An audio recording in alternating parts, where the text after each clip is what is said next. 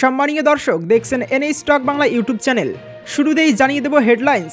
লড়াই করে সিপিএমের মতো বিজেপিকে উৎখাত করব, বীরভূমের মাটি থেকে হুঁশিয়ারি মমতার। সার্জিক্যাল স্ট্রাইক অভিষেকের সন্দেশখালী নেতাদের দলে ফেরানোর সিদ্ধান্ত নেবে তৃণমূলের কোর কমিটি। এই প্রথমবার অভিজিৎ গঙ্গোপাধ্যায়ের বিরুদ্ধে দায়ের হলো এফআইআর। কিসের জেরে বিভাগে প্রাক্তন বিচারপতি? সব ভুয়ো ভিডিও, কেউ ছাড় পাবে না। সন্দেশখালী স্টিং নিয়ে চরম হুঁশিয়ারি অমিত মালব্যর। কাঁচা স্ক্রিপ্ট, এটাকে কোথায় নিয়ে যাই দেখবেন। সন্দেশখালীর বিজেপি নেতার ভিডিও নিয়ে তোপ শুভেন্দুর।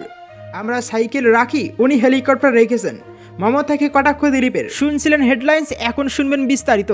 তার আগে আপনি যদি আমাদের চ্যানেলে নতুন হয়ে থাকেন, অবশ্যই চ্যানেলটিকে সাবস্ক্রাইব করে পাশের বেল বাটনটি অন করে রাখবেন প্রতিদিনের বাছাই করা বিশেষ বিশেষ খবর সবার আগে দেখার জন্য।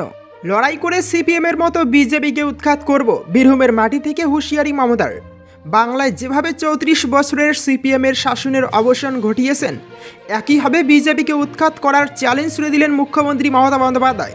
বোলপুরে নির্বাচনী সভা থেকে মমতা বলেন, কখনো কর্ণাটক, কখনো দিল্লিতে সরকারের গণতন্ত্রের কাঠামো ভেঙে দিয়ে তুমি ভেবেছো যা ইচ্ছে তাই করবে। আপনাদের বলে যাচ্ছি, যদি বেঁচে থাকি তাহলে সিপিএমকে যেমন লড়াই করে উৎখাত করেছিলাম, তেমনি বিজেপিকেও লড়াই করে উৎখাত করব। তবেই আমি যাব।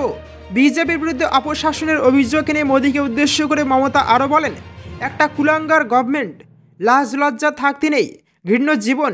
যারা সত্যি কথা বলতে পারে না তাদের আমি মানুষ বলে মনে করি না। ভোটের মুখে বিজেপি টাকার বিনিময়ে সংবাদপত্রে মিথ্যে বিজ্ঞাপন ছাপাচ্ছে বলে অভিযোগ করেছেন মমতা বন্দ্যোপাধ্যায়। সবাই উপস্থিত মানুষের উদ্দেশ্যে মুখ্যমন্ত্রী জানতে চান, বিদ্যুতের বিল কে মেটায়, মোদি না আপনাদের মেটাতে হয়? সমস্যার জবাব আসে আমাদের। মমতা বলেন, অথচ দেখুন প্রতিদিন খবরের কাগজ, টিভির পাতা জুড়ে মোদির মিথ্যে বিজ্ঞাপন ছাপিয়ে মানুষকে বিভ্রান্ত করা হচ্ছে। এই প্রসঙ্গে সংবাদ মাধ্যমকেও তিনি আইনি নোটিশ পাঠাবেন বলে হুঁশিয়ারি দিয়েছেন। মুখ্যমন্ত্রী বলেন, সংবাদ মাধ্যমগুলোকেও আমি ধিক্কার জানাই। টাকার জন্য বিজ্ঞাপন না পড়েই নিয়ে দেবেন। যদি কোনো দিন কেউ বিজ্ঞাপন দেয়, বিষ খেয়ে মরতে চাই, না পড়ে দিয়ে দেবেন। এগুলো তো আপনাদেরও দোষ, আপনারা অস্বীকার করতে পারেন না। যাই হোক, আইনে যখন যাব তখন আইনের পথেই চলবে। সার্জিক্যাল স্ট্রাইক অভিষেকের সন্দেশখালীর নেতাদের দলে ফেরানোর সিদ্ধান্ত নেবে তৃণমূলের কোর কমিটি। সন্দেশখালীর ঘটনায় বিগত কয়েক মাস ধরেই উত্তাল রাজ্য রাজনীতি। এখনও নারী নির্যাতন থেকে শুরু করে তৃণমূল নেতাদের কর্তৃক জমি ভেরি দখলে তদন্ত করছে সিবিআই। কলকাতা হাইকোর্ট চলছে মামলা। মাঝে একটি বাড়ি থেকে উদ্ধার হয়েছে প্রচুর পরিমাণ আগ্নেয়াস্ত্র। ইতিমধ্যে জেলে গিয়েছেন ডাপুটি নেতা শেখ শাহজাহান ও তার অনুগামীরা।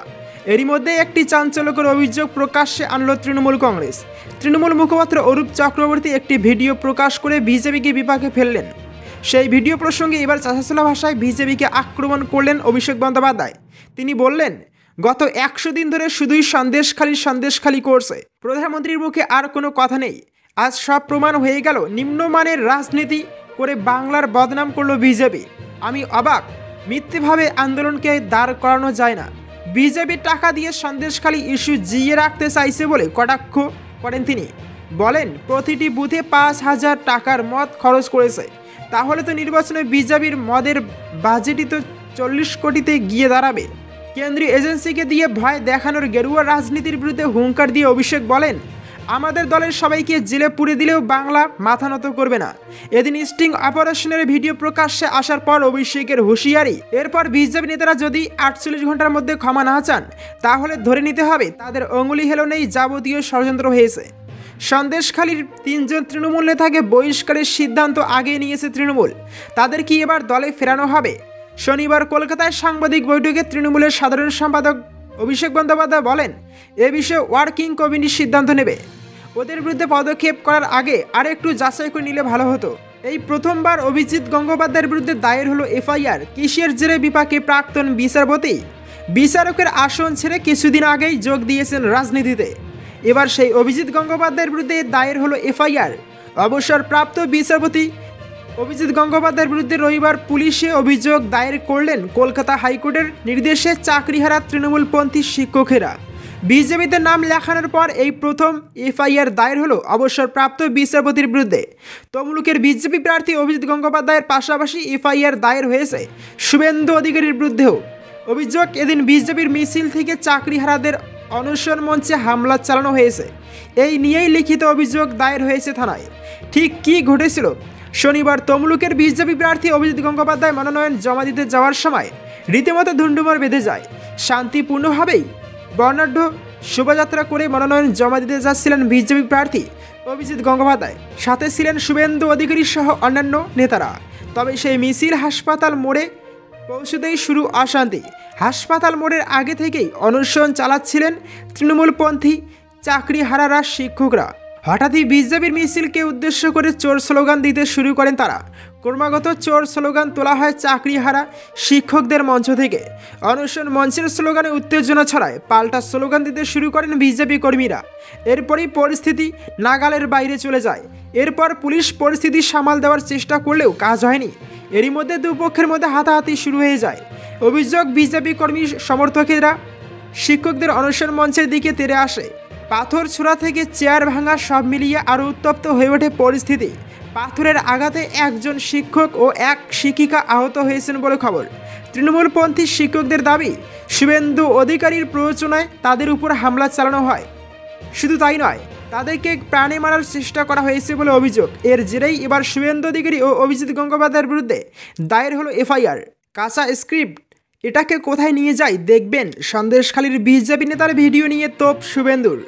সন্দেশখালীর গোটা ঘটনা বিজেপির সাজানো বলে পাল্টা সুর চড়াতে শুরু করে দিয়েছে রাজ্যের শাসক দল তৃণমূল কংগ্রেস।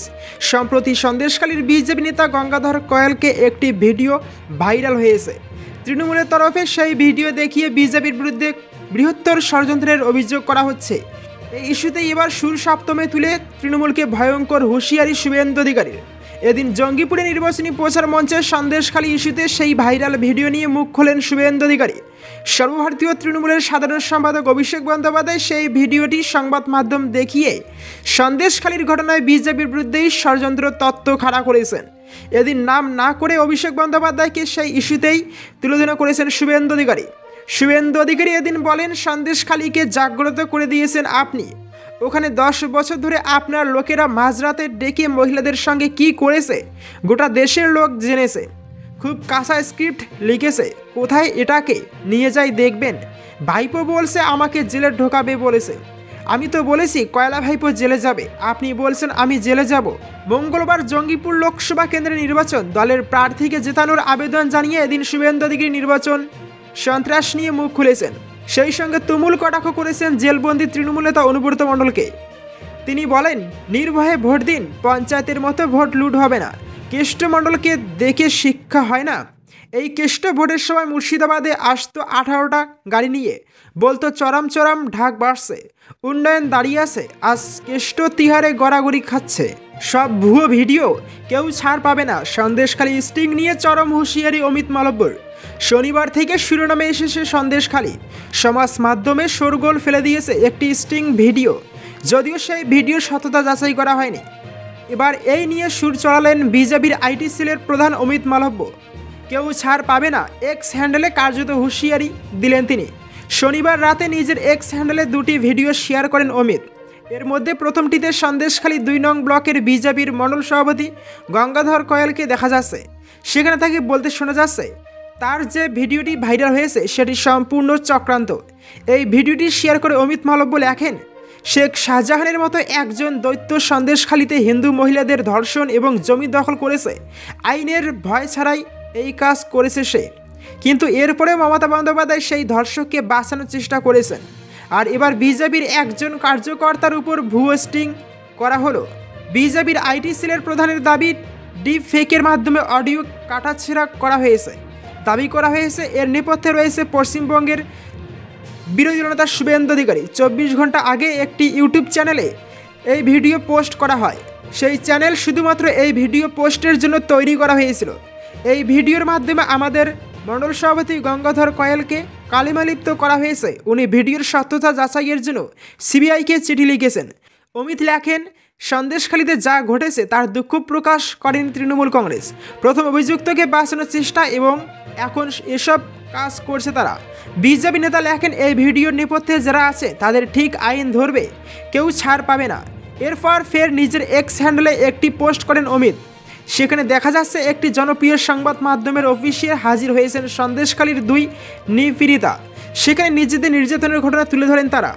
সেই ভিডিও শেয়ার করে ফের মমতা বন্দ্যোপাধ্যায়কে আক্রমণ করেন বিজেপির আইটি সেলের প্রধান। অমিত লেখেন, সন্দেশখালীর নির্যাতিতদের হৃদয় বিদায়ক কাহিনী শুনুন। এক দশকেরও বেশি সময় ধরে শতাধিক মহিলাদের এই কষ্ট সহ্য করতে হয়েছে, কিন্তু মমতা বন্দ্যোপাধ্যায় সেদিকে তাকাননি।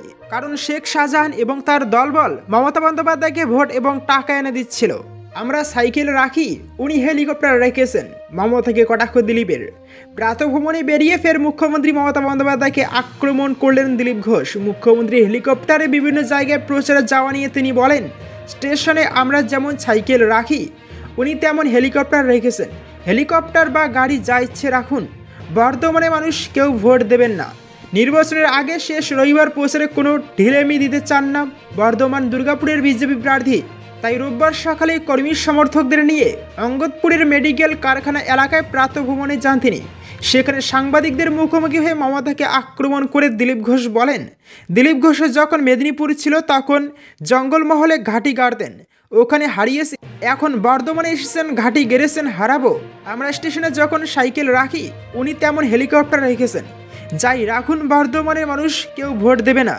চাকদহ সভা থেকে মমতার বলা নিঃশর্ত নাগরিকত্বের বিষয়ে বিজেপির প্রাক্তন রাজ্য সভাপতি বলেন, কোন দেশ নিঃশর্ত নাগরিকত্ব দিয়েছে?